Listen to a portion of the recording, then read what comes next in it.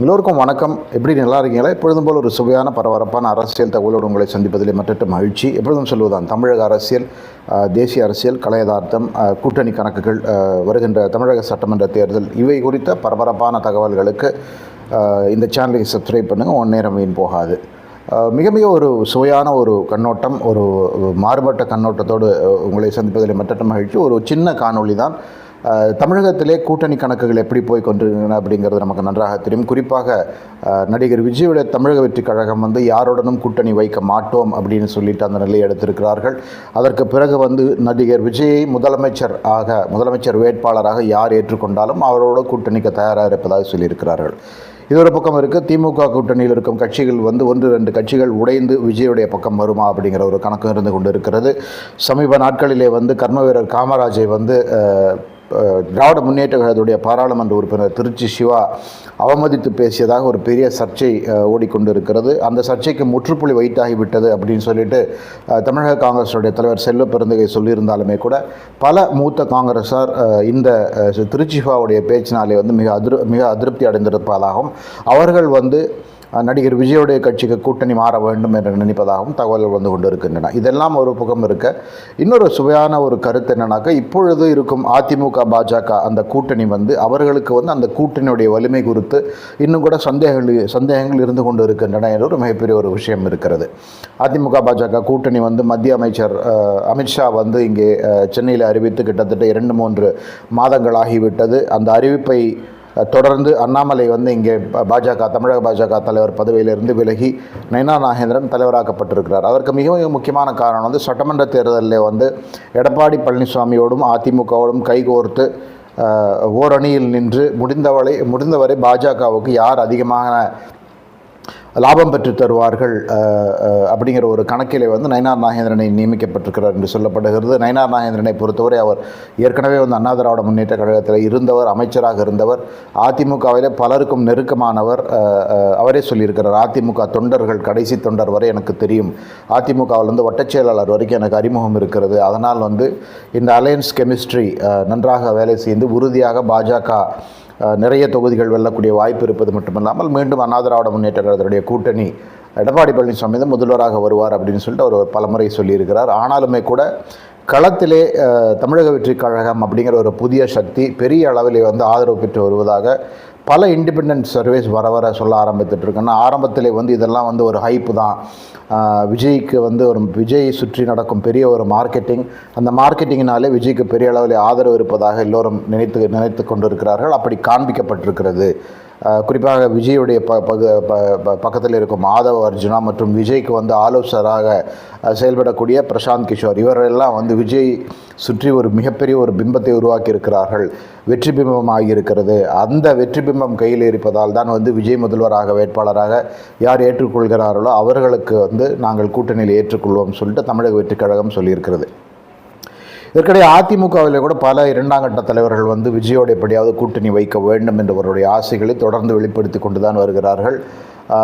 அதிமுக பொதுச் செயலாளர் எடப்பாடி பழனிசாமி இதை பற்றி பெரிதாக கருத்து சொல்லவில்லை என்று சொன்னாலும் கூட இதுவரை விஜயோடைய கட்சியை அவர் தாக்கி பேசவில்லை என்பது முக்கியமாக பார்க்க வேண்டும். அதே போல் அதிமுகவிலே முன்னாள் அமைச்சர்களாக இருந்த பலரும், குறிப்பாக ராஜேந்திர பாலாஜி ஆகட்டும், இல்லை CV சண்முகம் ஆகட்டும், இவர்களிலே பலருமே கூட எப்படியாவது விஜய் கட்சியோடு கூட்டணி வைப்பது நன்றாக இருக்கும்னு சொல்லி அந்த ரீதியிலே பத்திரிகையாளர் சந்திப்பில் எல்லாம் கருத்து தெரிவிக்க, அதற்கு விஜயுடைய கட்சி நேற்று முன்தினமோ விஜயுடைய கட்சியை சேர்ந்த ராஜ்மோகன் கடுமையான ஒரு அறிக்கையை கொடுத்திருக்கிறார். அதிலே விஜய் தங்களுடைய கூட்டணியிலே சேருவார்னு சொல்லிட்டு யாரும் கனவு காண வேண்டாம். விஜய் ஒரு முதலமைச்சர் வேட்பாளர் அப்படிங்கிறத தமிழக வெற்றி கழகம் தெளிவாக சொல்லியிருக்கிறது. ஆக விஜய் முதல்வர் அப்படிங்கிற ஒரே நோக்கத்தோடு தான் தமிழக வெற்றி கழகம் பயணம் செய்து கொண்டு இருக்கிறது. விருப்பம் இருப்பவர்கள் விஜயுடைய தலைமை ஏற்று இந்த கூட்டணிக்கு சேரலாம் என்று சொல்லியிருக்கிறார். இதுதான் இதுவரை நடந்திருக்கிறது. நம்ம ஏற்கனவே பார்த்த மாதிரி திமுக கூட்டணியிலிருந்து பிற சிறிய கட்சிகள்லாம் விஜயுடைய கட்சிக்கு வருமா வராதா அப்படிங்கிற ஒரு பெரிய கணக்கு இருக்கிறது. பலமுறை நாம் சொல்வது போல தேர்தலுக்கு இன்னும் 7-8 மாதங்கள் இருக்கின்றன. இன்றைக்குமே கூட காலையில் வந்து ஒரு சில செய்தி தொலைக்காட்சிகளில் வந்து அந்த கீழே ஓடுற ஸ்க்ரோலில் வந்துட்டு அதிமுகவுடைய முன்னாள் அமைச்சர் விஜயபாஸ்கர் வந்து தேர்தலுக்கு ஒரு மாதம் முன்னாடி கூட வந்து கூட்டணிகள் மாறலாம், அப்போது கூட புதிய கூட்டணிகள் அமையலாம்னு ஒரு கருத்து சொல்லிக்கிறார். இதிலிருந்து தொடர்ந்து என்ன தெரிகிறது சொன்னால், அதிமுகவை பொறுத்தவரை அவங்களுக்கு வந்து எடப்பாடி பழனிசாமியுடைய பொதுக்கூட்டங்கள் மற்றும் ஊர்வலங்களுக்கு வந்து பெரிய அளவில் ஆதரவு இருப்பதாக தெரிந்தாலுமே கூட அது எந்த அளவுக்கு தேர்தல் வெற்றியாக மாறும் என்ற ஒரு அச்சம் அவர்களுக்கு உறுதியாக இருக்கிறதுங்கிறது எந்த சந்தேகமே கிடையாது. பல ஒப்பீனியன்ஸ் போல்ஸ் வந்து அதிமுகவுக்கு வந்து ஒரு அப்பர் ஹேண்ட் இருக்குது, அதிமுக அட்வான்டேஜ் இருக்குதுன்னு சொல்லிட்டு இருக்காங்க. ஆனால் அதையுமே மீறி இன்னுமே கூட அதிமுகவை பொறுத்தவரை அவர்களுக்குள்ளே ஒரு சின்ன சந்தேகம் இருந்து கொண்டு தான் இருக்கிறது. அதேபோல் விஜயுடைய கட்சி கூட அவங்க என்னதான் பேசினாலுமே கூட அதாவது நம்ம ஏற்கனவே சொன்ன மாதிரி ராஜ்மோகன் போன்ற அவர்கள் வந்து விஜய்தான் முதல்வர் என்று அறிக்கை விட்டாலுமே கூட இந்த டாபிக் நம்ம பலமுறை பேசியிருக்கிறோம். விஜய் வந்து ஒரு வேளை பெரிய அளவில் வெற்றி பெற்றுவிட்டால் இல்லை வெற்றி கூட பெற வேண்டாம், விஜய் வந்து வெற்றிக்கும் தோல்விக்குமான இடைவெளியை மாற்றக்கூடிய சக்தி அவர்களுக்கு இருந்தால் உறுதியாக வந்து விஜய்க்கு அரசியல் எதிர்காலம் பெரிய அளவில் இருக்கும் அப்படின்னு சொல்லிட்டு. ஆனால் விஜயை பொறுத்தவரை இது வரைக்கும் வந்து அவர் எப்படி அவரை வந்து பொசிஷன் பண்ணியிருக்காருனாக்கா, I am not here to lose, நான் தோற்பதற்காக வரவில்லை, வெற்றி பெறுவதற்கு வந்திருக்கிறேன், ஆக வந்து எங்கள் நோக்கமே வந்து ஆட்சியை பிடிப்பது தாங்கிறத அழுத்தம் திருத்தமாக சொல்லி வருகிறார்கள். அப்படி இருக்கக்கூடிய ஒரு நிலையிலே வந்து அவர்கள் தனியாக போட்டியிட்டு மும்முனை போட்டி அல்லது 4 முனை போட்டி, ஒரு புறம் வந்து அண்ணா திராவிட முன்னேற்ற கழகம் கூட்டணி, இன்னொரு புறம் திராவிட முன்னேற்ற கழகம் அவருடைய கூட்டணி, இன்னொரு புறம் நாம் தமிழர் கட்சி அந்த 7-8% வாக்குகள், 4வது பக்கத்திலே வந்து தமிழக வெற்றி கழகம், இப்படி 4 முனை போட்டியிலே வந்து விஜயுடைய கட்சி எவ்வளவுதான் வாக்குகளை பிரித்தாலும் எத்தனை தொகுதிகள் வெல்வார்கள் தனியாக நின்று என்று மிகப்பெரிய ஒரு சந்தேகம் இருக்கிறது. அதில் சந்தேகமே கிடையாது. வர்ஸ்ட் கேஸில் வந்து விஜய் மட்டும் ஜெயிக்கலாம், இல்லை அதிகபட்சமாக ஒரு 10 தொகுதிகளில் விஜய் கட்சி ஜெயிக்கலாம். 15-20% வாக்குகளை பிரித்து எடுத்தாலுமே கூட அதுதான் உண்மை. ஒரு சில சர்வேக்கள் வந்து பல மாவட்டங்களில் வந்து அவருக்கு 30-40% வாக்குகள் கிடைக்கக்கூடும்னு சொல்கிறாங்க. அங்கே அதாவது அவருக்கு எங்கெல்லாம் பலம் இருக்கிறதோ அங்கே வந்து அவங்க ஒரு 10-15-20 தொகுதிகள் வெல்ல முடியும். ஆனால் 10-15-20 தொகுதிகள் வெல்லவே இல்லை என்று சொன்னால் ஒரு வெறும் வாக்கு சதவீதத்தை வச்சுட்டு வந்து யாருமே ஒன்றும் பேச முடியாது, அது தோல்வியாகத்தான் கணக்கு காட்டப்படும். அந்த அச்சம் விஜய்க்கும் இருக்கும், விஜயுடைய ஆலோசகர்களுக்கும் இருக்குங்கிற சந்தேகமே கிடையாது. ஆக இப்போதைக்கு வந்து இந்த ஆங்கிலத்தில் வந்து அவர்கள் சிட்டிங் ஆன் ஹை ஹார்ஸ், ஒரு உயரமான ஒரு குதிரையின் மேலே உட்கார்ந்து கொண்டு தான் உயரத்தில் இருக்கிறேன் என்ற எண்ணத்தில் பேசினாலுமே கூட தேர்தல் பக்கத்தில் வர வந்து அந்த ரியாலிட்டி வில் ஹிட் தம், உண்மை நிலை என்ன என்று அவர்கள் நன்றாக தெரிந்து கொண்டு விட்டால் அப்பொழுது தமிழக வெற்றி கழகம் உறுதியாக தனியாக போட்டியிடுவதற்கு ஒரு அச்சம் இருக்கும். அப்பொழுது அவர்கள் உறுதியாக அதிமுகவுடைய உதவியை நாட வேண்டிய நிலை இருக்கும்னு சொல்லி பலரும் சொல்லுகிறார்கள். இது எல்லோரும் இப்போ என்ன பேசுகிறாங்கனாக்கா, எப்படி சாத்தியம், ஒரு பக்கம் வந்து வலதுசாரி சிந்தனைகளுள்ள பாஜகவுடைய கூட்டணியிலே வந்து அதிமுக இருக்கிறது, அதிமுக பாஜக உறவில் இருக்கிறார்கள். அதிமுகவை பொறுத்தவரை பாஜக கூட்டணியிலே அவர்களுக்கு எந்த பிரச்சனையும் இல்லை என்று சொல்லிவிட்டார்கள். ஆனால் விஜயுடைய கட்சியை பொறுத்தவரை அவங்களுடைய நம்பர் 1 மாநில அளவில் அவங்களுடைய எதிரி அவங்க சொல்லிகிட்டே இருக்கிறது திராவிட முன்னேற்ற கழகம், தேசிய அளவில் அவங்க எதிரின்னு அவங்க சொல்லிட்டு இருக்கிறது மத்தியில் ஆளுகின்ற பாஜக. ஆக இப்படி இருக்கும் சூழ்நிலை எப்படி பாஜக இருக்கும் அந்த அணியிலே போய் விஜயுடைய கட்சி சேரும் என்று பலரும் கேட்கிறார்கள். இதற்குத்தான் நான் ஆரம்பத்தில் சொன்ன அந்த சுவாரஸ்யமான ஒரு கண்ணோட்டம் அல்லது சுவாரஸ்யமான ஒரு சாத்தியக்கூறு இருக்குதுன்னு சொல்லிட்டு பல இண்டிபெண்டன்ட் ஜேர்னலிஸ்ட்ஸ், அதே போல் அரசியல் நன்கு தெரிந்தவர்களே அரசியல் தேர்தல் வல்லுநர்கள்லாம் புதிதாக ஒரு கருத்தை என்ன சொல்கிறாங்கன்னாக்கா, விஜயுடைய கட்சி அதிமுக கூட்டணியிலே கைகோர்த்து கொள்ளும், விஜயும் அதிமுகவும் ஒரு சீட் ஷேரிங் அண்டர்ஸ்டாண்டிங் வந்துடுவாங்க, அதே போல் AIADMK BJP seat sharing understanding வந்துடுவாங்க, அதிமுக போட்டியிடும் இடங்களிலே விஜய் அவரை எதிர்த்து கேண்டிடேட்ஸ் நிறுத்த மாட்டாங்க, ஏன்னா அது வந்து ஃப்ரெண்ட்லி பார்ட்டி. ஆனால் அதே வேளையிலே அதிமுக கூட்டணியில் இருந்தாலும் கூட கொள்கை ரீதியாக எங்களுக்கு நேர் எதிராக இருக்கிறார்கள் என்பதாலே விஜய் வந்து பாஜகவுக்கு எதிராக வேட்பாளர்கள் நிறுத்துவார்கள். நன்றாக பார்க்க வேண்டும். அதிமுக உதாரணத்திற்கு அதிமுக 150 தொகுதிகளில் நிற்கிறது, விஜயோட கட்சி 70 தொகுதிகளில் நிற்கிறது, ஒரு 20-25 தொகுதிகளில் பாஜக நிற்கிறது என்று சொன்னால் அதிமுக நிற்கும் 100 சில்லறை தொகுதிகளில் வந்து விஜயுடைய கட்சி வேட்பாளரை நிறுத்தாது, அங்கே வந்து அதிமுக திமுக போட்டி இருக்கும். அதே போல் ஆனால் அதே வேளையிலே எங்கெல்லாம் பாஜக போட்டியிடுகிறதோ ஒரு 20 தொகுதி இருக்கலாம் 30, அங்கே வந்து பாஜகவை எதிர்த்து தமிழக வெற்றி கழகம் வேட்பாளரை நிறுத்தும். பாஜகவுக்கு இதில் பிரச்சனை இருக்குமா இருக்காதாங்கிறது அடுத்த கேள்வி.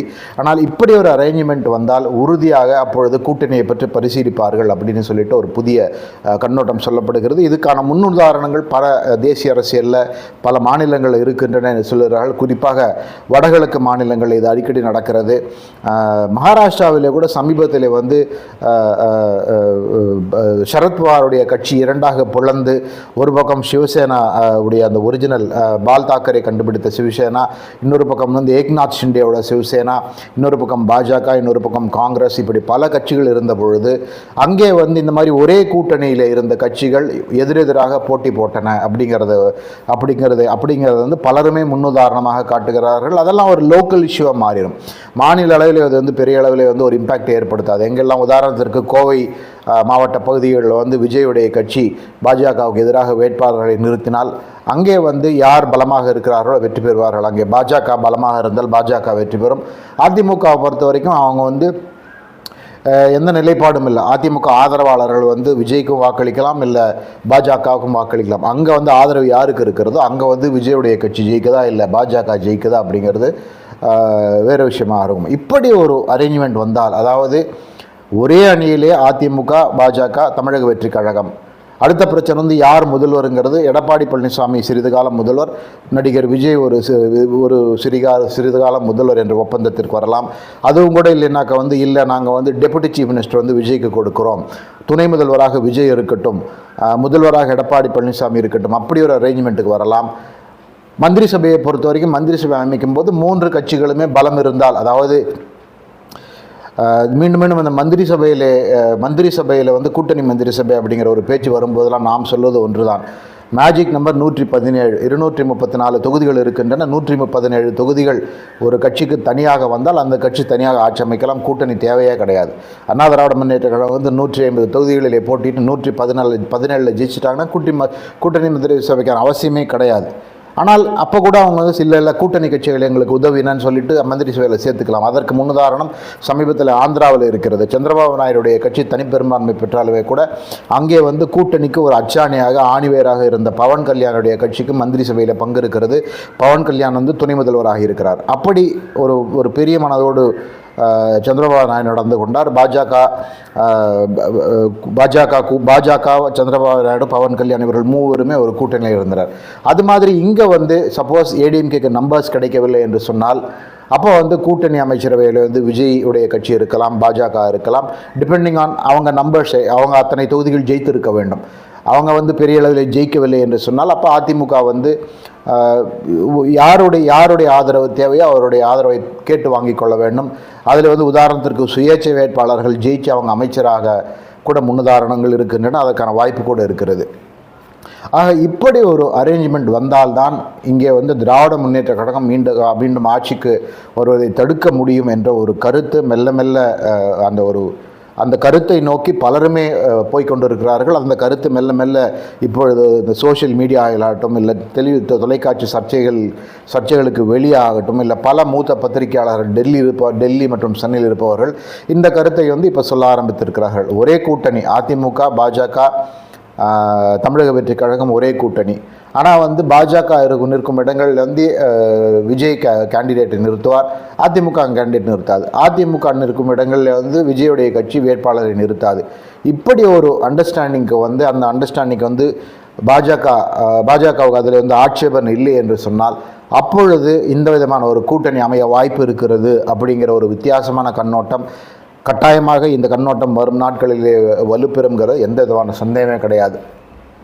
ப்ரொவைடட் திமுக கூட்டணியிலே வந்து எந்த விரிசலும் இல்லை அப்படிங்கிற ஒரு நிலைமை இருந்தால், அதாவது இவ்வளோ பிரச்சனைகளுக்கு பிறகும் காங்கிரஸ் கட்சி தொடர்ந்து திமுக கூட்டணியில் நீடித்தால், அதே போல் கம்யூனிஸ்டுகள் திமுக கூட்டணி நீடித்தால், இப்போது இருக்கிற திமுக கூட்டணி கொஞ்சமே உடைவில்லை என்று சொன்னால் அப்பொழுது விஜயோடைய கட்சிக்கு ஒரு சேஃப் பெட், அதாவது இப்போ இந்த மார்க்கெட்டிங் தந்திரங்கள் என்ன வேணால் சொல்லலாம், அதை நம்பிக்கொண்டு தனியாக போய் போட்டியிட்டு தோல்வியை சந்திப்பதை விட இப்படி ஒரு அரேஞ்ச்மெண்ட்டுக்கு வந்து அதிமுகவும் பாஜகவும் ஏற்புடையதாக இருந்தால் உறுதியாக அதற்கான சாத்தியக்கூறுகள் மிக மிக அதிகமாக இருக்குது அப்படிங்கிறது எந்த சந்தேகமே கிடையாது. அப்படி அமையும் கூட்டணி உறுதியாக திமுகவுக்கு ஒரு மிகப்பெரிய சவாலாக இருக்கும்போது சந்தேகமே கிடையாது. இன்னொரு முக்கியமான விஷயம், விஜய் வந்து ஓட்டுகளை பிரிக்கிறது தான் அவருடைய நோக்கம் என்று பலரும் சொல்லுகிறார்கள். கூட்டணி எந்த கூட்டணிக்கு வரமாட்டோம், நாங்கள் எவ்வளவு தோத்தாலும் பரவாயில்ல, நாங்கள் தனியாக தான் நிற்போம்னு அவங்க ஒரு முடிவெடுத்தா அப்போ வந்து இதற்கான சாத்தியக்கூறுகள் கிடையவே கிடையாது. அதனால் விஜய் உண்மையிலேயே அரசியல் எதிர்காலத்தை பற்றி கவலை இருந்தால் உறுதியாக இந்த மாதிரி ஒரு நடவடிக்கையில் ஈடுபட வேண்டும் என்று பலருடைய கருத்தாக இருக்கிறது. இப்படி ஈடுபடாமல் விஜய் வந்து தனியே போட்டியிட்டு, ஏதாவது எந்த கூட்டணி கட்சி இல்லாமல் விஜய் மட்டும் போட்டியிட்டால் கமலஹாசனுடைய மையம் போன வழியிலே கூட விஜயுடைய கட்சி போக வாய்ப்பு இருக்கிறது அப்படிங்கிறதான் பலரும் சொல்லுகிறார்கள். அதற்கான சாத்தியக்கூறுகள் மீது அதிகம். இந்த ஒரு சுவாரஸ்யமான கண்ணோட்டத்தை எங்களோடு பகிர்ந்து கொள்ளத்தான் நான் வந்திருந்தேன். பொறுத்திருந்து பார்க்கலாம். இதெல்லாம் தமிழக அரசியலுக்கு ஒரு புதிய காட்சி. இது போன்ற காட்சிகள் அரங்கேற வாய்ப்பு இருக்கிறதா இல்லையா அப்படிங்கிறத பார்க்கலாம். திமுக ஜெயிக்குமா, அதிமுக ஜெயிக்குமா, இல்லை அதிரடியாக விஜய் முதல்வராக வர வாய்ப்பு இருக்கிறதா, இதை போன்ற விஷயங்கள்லாம் பொறுத்திருந்து பார்க்க வேண்டும்.